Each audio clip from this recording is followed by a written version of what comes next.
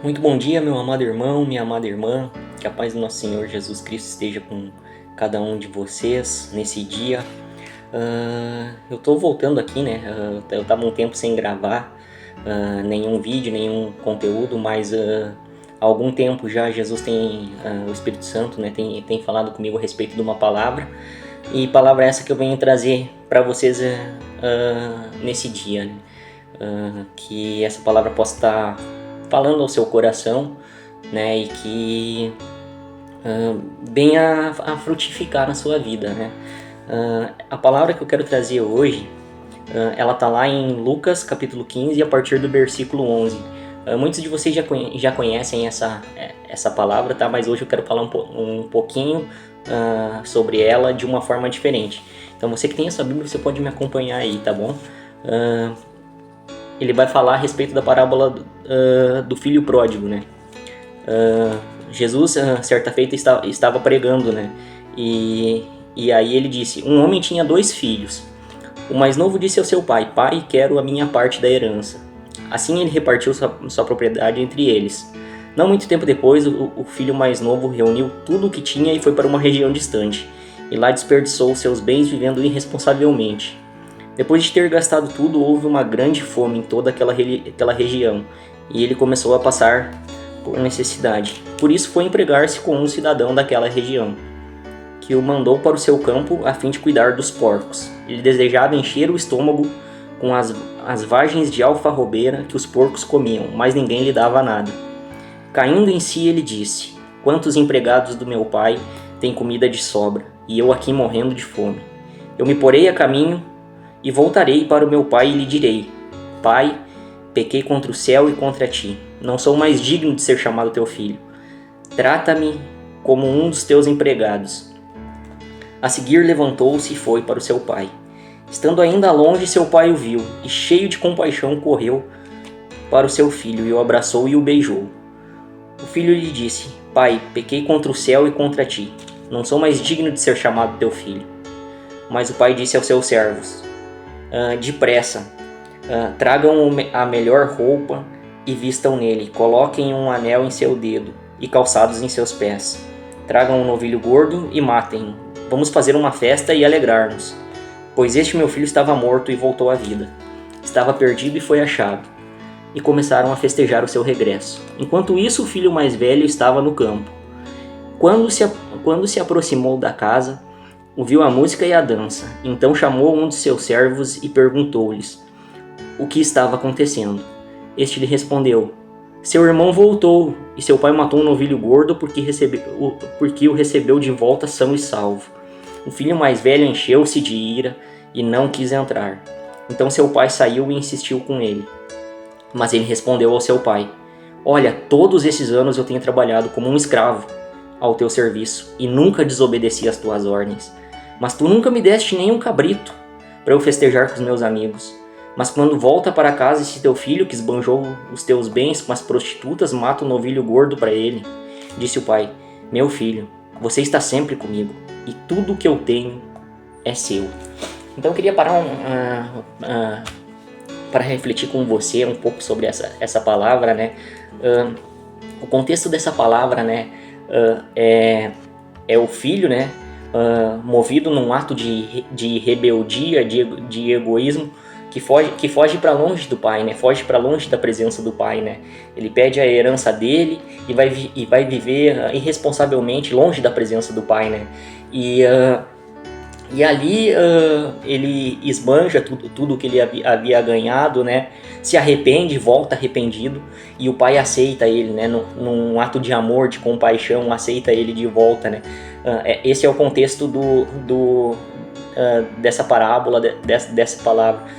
Só que às vezes a gente acaba esquecendo, quando a gente lê essa palavra aqui, que existiam 2 filhos, né?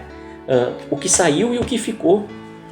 E o que ficou estava igualmente, digamos assim, com a mente afastada, né? Por mais que ele tivesse escolhido ficar, que ele tivesse ficado, que ele não tivesse desobedecido, que ele não tivesse praticado nenhum ato de rebeldia,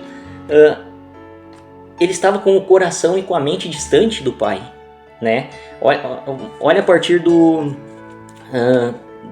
versículo 25 ali, ó, vamos ler de novo. Enquanto isso, o filho mais velho estava no campo. Quando aproximou-se da casa, ouviu a música e a dança. Então chamou os seus servos e perguntou-lhe: o que está acontecendo? Este lhe respondeu: seu irmão voltou e seu pai matou um novilho gordo, porque recebeu de volta são e salvo. O filho mais velho encheu-se de ira e não quis entrar. Então o pai saiu e insistiu com ele, mas ele respondeu ao seu pai: todos esses anos tenho trabalhado como escravo a teu serviço e nunca desobedeci as ordens, mas tu nunca me deste nem um cabrito para eu festejar com os meus amigos. Mas quando volta para casa esse teu filho que esbanjou os teus bens com as prostitutas, mata um novilho gordo para ele. Disse o pai: meu filho, você está sempre comigo e tudo que eu tenho é seu. Então o que eu vejo aqui, amados, tá? Nessa palavra, nessa passagem da Bíblia aqui, tá? Nessa palavra, é que ambos os filhos, o que saiu e o que ficou, estavam com um pensamento errado, com uma disposição mental errada. E que disposição mental era essa, tá?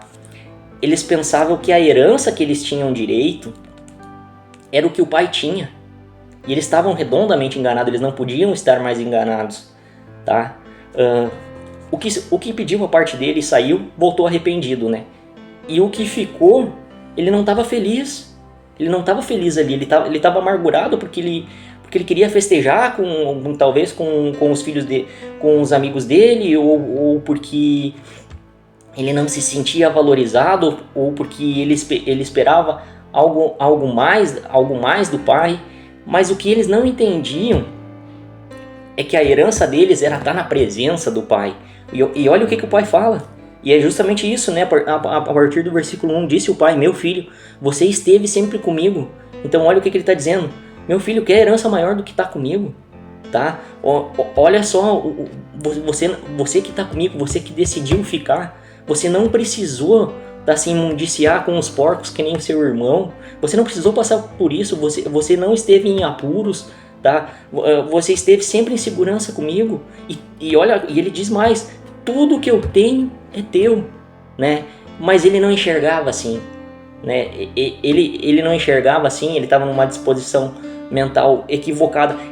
Ele não tinha saído como o irmão mais novo, mas ele permaneceu, mas permaneceu infeliz, permaneceu amargurado, né? Então a reflexão que eu faço é: quantos de nós, né, hoje em dia estamos assim, com uma disposição mental equivocada, estamos na presença de Deus, na presença do Pai, não saímos da presença, né? Mas estamos com uma disposição mental equivocada, não desfrutamos da presença de Deus, né? Não sabemos valorizar, né, a presença de Deus e tudo que ela pode trazer para as nossas vidas, né? Então, e aqui a gente vê, né, nessa palavra, né, que, como eu falei anteriormente, esse filho, ele sempre teve tudo que teve à disposição, tanto do pai, né, quanto da família inteira. Ele não precisou se imundiciar ou comer a comida dos porcos. Então assim, e isso também é uma reflexão que eu faço, sabe, amados?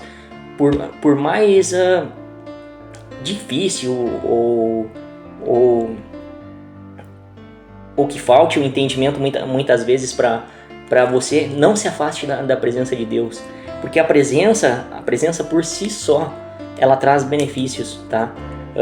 Ela traz segurança, ela traz, né, amor, o amor de Deus, né? Porque a partir do momento que o filho mais novo, por exemplo, agora falando do filho mais novo, resolveu sair, ele não estava mais, né, sobre a autoridade do pai. O pai não podia fazer mais nada, né? Ele não estava mais sobre os cuidados do pai. Mas o filho mais velho não. O filho mais velho, por mais que ele não entendesse muitas coisas, que ele quisesse, né, talvez, né, seguir o mesmo caminho, só não tivesse coragem de fazer, digamos assim, ele desfrutou, né? Ele continuou desfrutando da presença do pai. Então a reflexão que eu deixo para vocês nesse dia, amados, é para você voltar a sua mente, o seu coração para aquilo que realmente importa, tá? Que é desfrutar da presença de Deus, que isso é o mais importante, da presença do Pai, né? Não tenha em sua mente, né, que as bênçãos de Deus é o que Ele pode nos dar, né? Sim, é muito bom quando Deus nos abençoa, quando Deus nos dá coisas, mas a bênção maior é estar na presença dEle, tá? Então, que essa palavra possa ter falado com você essa noite, se talvez, né, você se encontra, né, diante de luta, diante de dificuldades, que essa palavra possa falar ao seu coração, né, que Deus possa falar ao seu coração, justamente isso, que você é muito amado, tá? Você é muito amado e você não precisa se imundiciar com os porcos, porque você já tem o mais precioso na sua vida, que é a presença de Deus.